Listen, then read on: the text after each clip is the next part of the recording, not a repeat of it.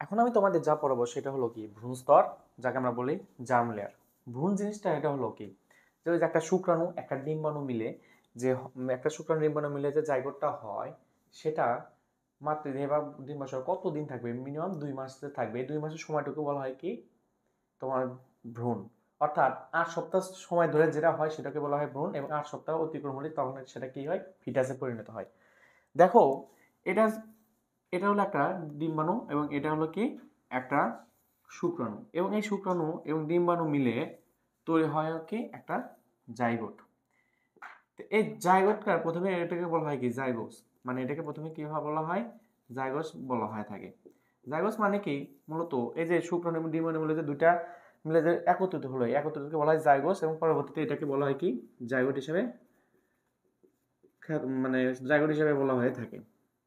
আর এই জাইগোটটা কি ধীরে ধীরে কি হবে, মনে করো প্রথমে 2টি, তারপর 4টি, এরপর হলো 8টি, এভাবে 16টি, এভাবে ধীরে ধীরে কি ক্রমান্বয়ে বৃদ্ধি পেতে থাকবে। এবং এই যে বৃদ্ধি যে পাচ্ছে, এটা আমরা কই করছিলাম, আমরা যে এর আগের দিন যে ক্লিভেজে পড়ালাম, ক্লিভেজে এটুকু পড়াইছিলাম যে কিভাবে বিভাজনটা হচ্ছে। এখন আমরা দেখবো যে এই যে তোমার 2টি থেকে 4টি, 4টি থেকে 8টি, 8টি থেকে 16টি, এভাবে ক্রমান্বয়ে যে বৃদ্ধি পাচ্ছে, এই বৃদ্ধি পাওয়ার পর এটা কিসে রূপান্তরিত হয়, মূলত এটা কিসেতে রূপান্তরিত হয় সেটা দেখবো। মূলত যখন দেখবো যে এক গুচ্ছ তোমার কোষে রূপান্তর হচ্ছে, তখন এটাকে আমরা বলতেছি কি, এটা দেখতে কার মতো লাগে, মালভেরির থোকার মতো। কার মতো দেখতে হয়, মালভেরির থোকার মতো, অর্থাৎ আঙ্গুরের থোকার মতো দেখা যায়। এবং এই আঙ্গুরের থোকার মতো যে বলা হয় মালভেরির থোকাকে, এটাকে পরবর্তীতে বলা হয় কি মরুলা। এটাকে বলা হয় কি মরুলা। এবং মরুলা পরবর্তীতে কি হবে, ব্লাস্টুলাতে রূপান্তরিত হবে। কিসে রূপান্তরিত হবে, ব্লাস্টুলাতে রূপান্তরিত হবে। অর্থাৎ ব্লাস্টুলাতে রূপান্তরিত হলে কি হবে, দেখো মাঝখানে একটু কি ফাঁকা থাকবে, এবং এটাকে আমরা বলতেছি কি ব্লাস্টুলা।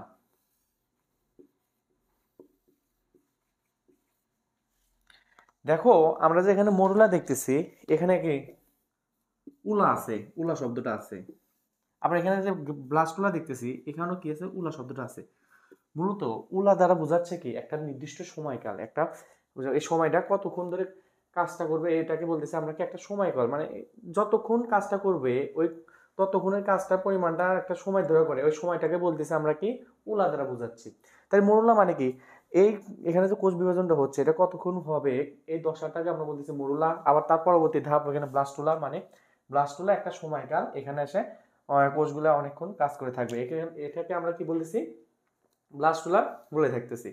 এরপর কি হবে, এরপর কি হবে, গ্যাস্টুলাতে রূপান্তরিত হবে, এবং এরপর কি হবে, গ্যাস্টুলাতে রূপান্তরিত হবে।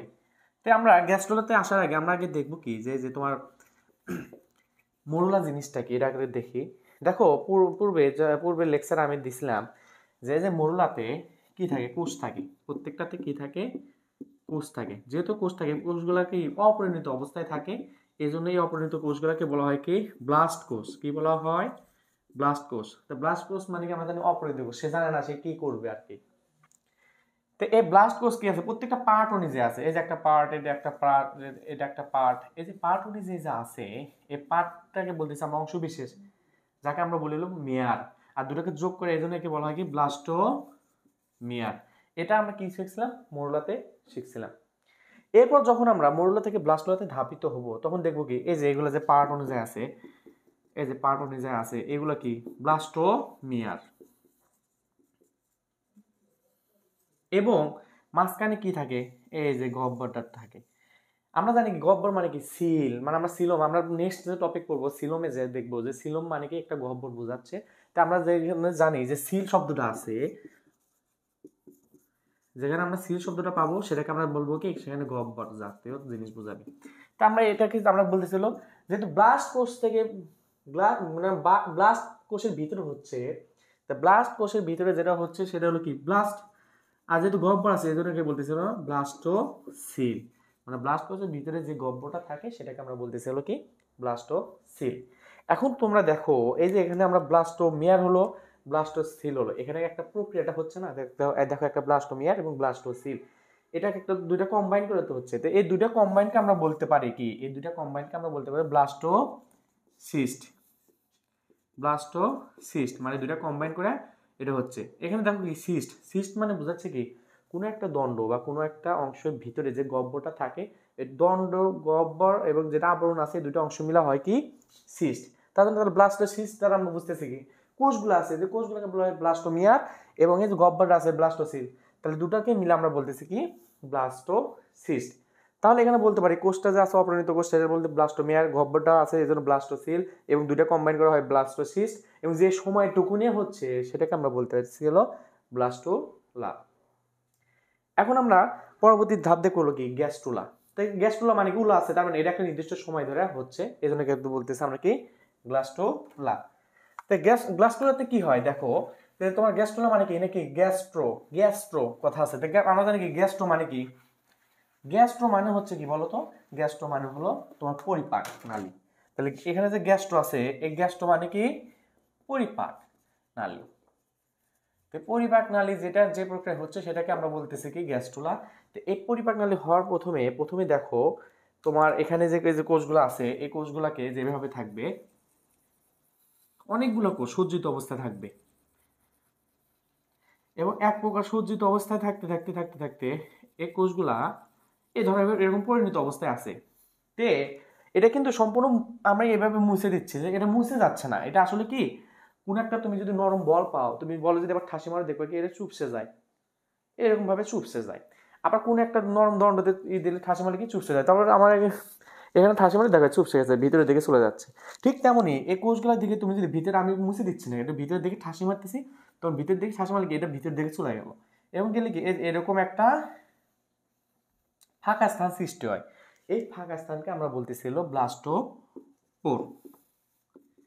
তাহলে কি সৃষ্টি হলো ব্লাস্টোপোর। তাহলে আমি যদি প্রশ্ন করি এখন যে ব্লাস্টোপোর কোথায় হয়, তুমি কি ব্লাস্টোলা বলবে না? দেখো শব্দটাই ইম্পর্টেন্ট, ব্লাস্টো তার মানে ব্লাস্টোসিল বা ব্লাস্টোলাতে সবাই দেবে, কিন্তু অ্যান্সার হবে কি গ্যাস্ট্রুলা। তাহলে এখানে আমি বললাম কি ব্লাস্টোলা কই হয়, গ্যাস্ট্রুলাতে হয় ব্লাস্টোপোর। তো ব্লাস্টোপোরে এই ফাঁকা স্থানটা হলো মূলত, এই ফাঁকা স্থানটা কি, এই ফাঁকা স্থানটা হলো একটা অ্যানাস। অ্যানাস মানে কি আমাদের যে ছিদ্র আছে পায়ু ছিদ্র সেটা। তাহলে আমাদের যে আমরা যে মানুষ, এই মানুষের প্রথমে যে মুখ আছে এবং পায়ু ছিদ্র আছে, সর্বপ্রথম কি সৃষ্টি হয় প্রথমে কোষ থেকে, সর্বপ্রথম সৃষ্টি হয় আমাদের পায়ু ছিদ্র, পরবর্তীতে এটা কি হয় মুখ ছিদ্রতে রূপান্তরিত হয়। তো এটা যখন তুমি দেখবা এটা ধীরে ধীরে এটা কি ব্লাস্টোপোর হলো, এবং ব্লাস্টোপোর হওয়ার পরে এটা ধীরে ধীরে যখন দেখবা যে কোষগুলা ভিতরের দিকে আরো যেতে থাকবে, এভাবে কি হবে ভিতরের দিকে যেতে থাকবে। দেখো ভিতরের দিকে যখন যেতে থাকবে তখন এগুলা এই যে দেখো এই যে এরকম ভিতরের দিকে যাবে। তো ভিতরের দিকে গেলে দেখবা এই যে এখানে একটা লেয়ার সৃষ্টি হলো, এই যে এরকম একটা লেয়ার সৃষ্টি হলো। তো এই লেয়ার সৃষ্টি হলো কি, এই দেখো এই পাশে একটা ছিদ্র আছে, এই পাশে একটা ছিদ্র আছে। ব্লাস্টোপোর যে ছিল, ব্লাস্টোপোর সম্পূর্ণ কিসে রূপান্তরিত হয়ে গেল, একটা পরিপাক নালীতে, মানে একটা নালীতে রূপান্তরিত হয়ে গেল। তাহলে ব্লাস্টোপোরে কি কাজ শেষ। এখন আমরা যাব যে এই যে তোমার এই যে দণ্ডতে এখানে এই যে অংশটাতে একটাই থাকে আর্কেন্টেরন থাকে, কি থাকে একটা আর্কেন্টেরন কোষ থাকে। মূলত এই আর্কেন্টেরনের কোষের কাজ কি, মূলত এই আর্কেন্টেরনের কাজ হলো এগুলো কি হয় পরিপাক নালীতে বা ভিতরে যে যত নালী আছে এগুলো তৈরিতে খুবই গুরুত্বপূর্ণভাবে ভূমিকা পালন করে। এবং দেখো এখানে আর্ক, আর্ক মানে হলো কি আদি কোষ, যেগুলা মানে আদি কোষই তো সবকিছু সৃষ্টিতে গুরুত্বপূর্ণভাবে ভূমিকা পালন করে। এছাড়া কি আছে অ্যান্টেরন, এই দেখো অ্যান্টেরন,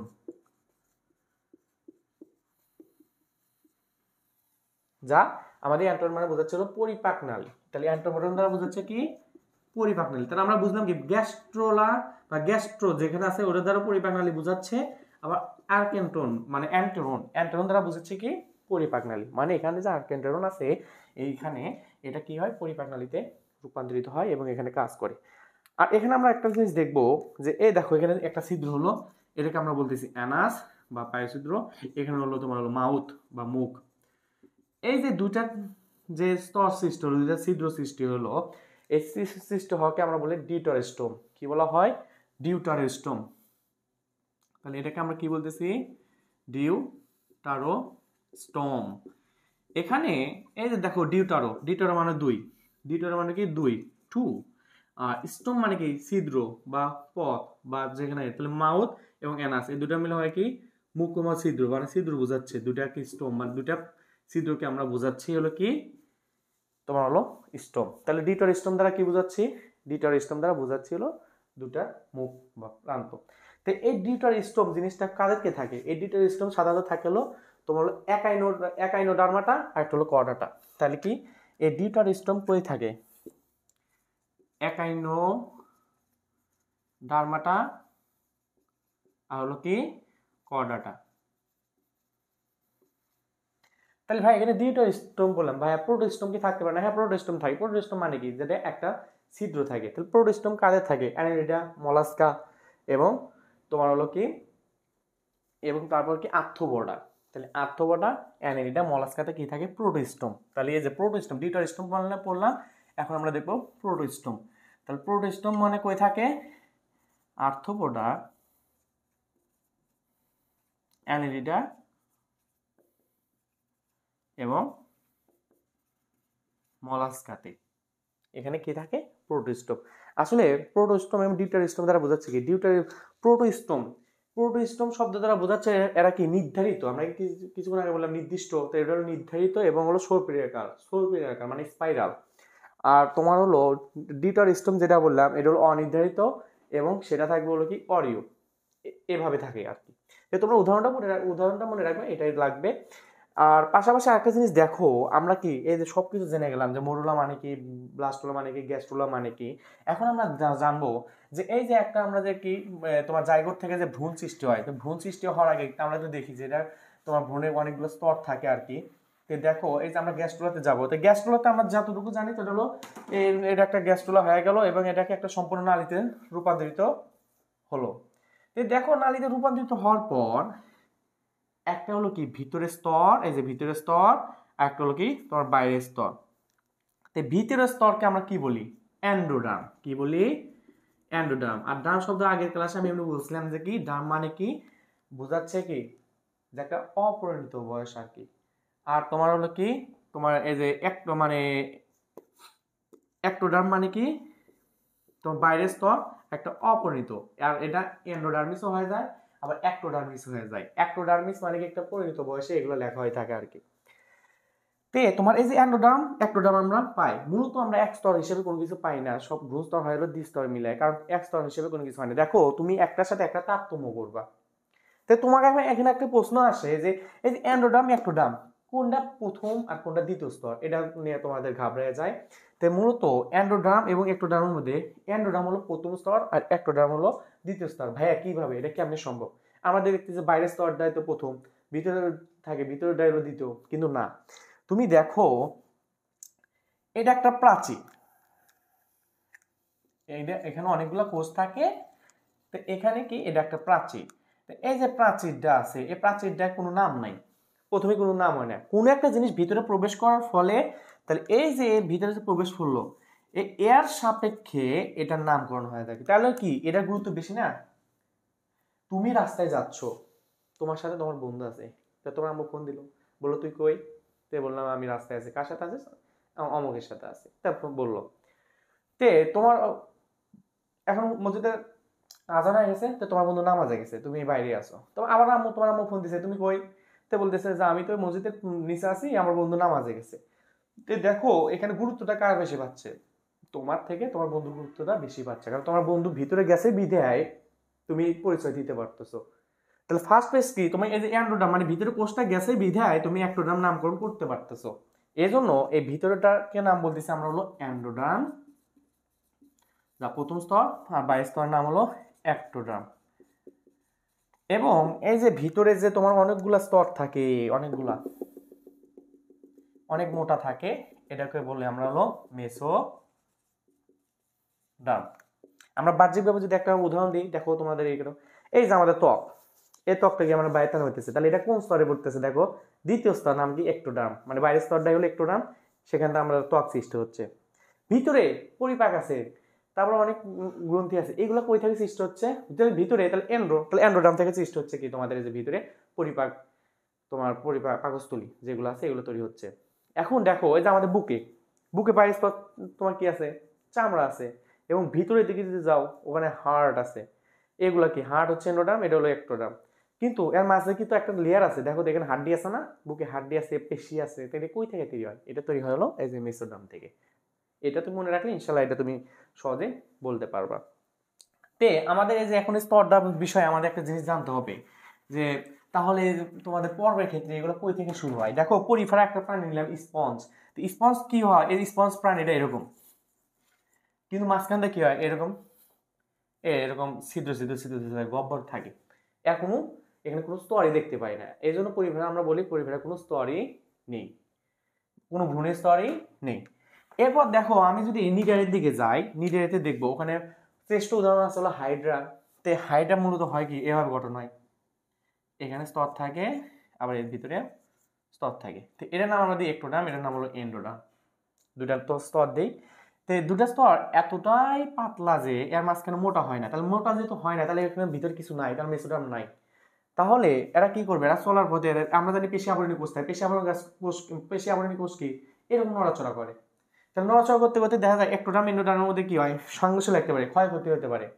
এর থেকে রক্ষা করার জন্য এই ভিতরে কি থাকে, কিছু অকোষীয় জেলের মতো নেয় থকথকে পদার্থ থাকে, যা এদেরকে সংঘর্ষ করতে দেয় না, এতে কি নমনীয় করে রাখে। এই জন্য এদেরকে বলা হয় হলো মেসোগ্লিয়া। এখানে কি থাকে না, এখানে মেসোডার্ম থাকে না, থাকে কি মেসোগ্লিয়া।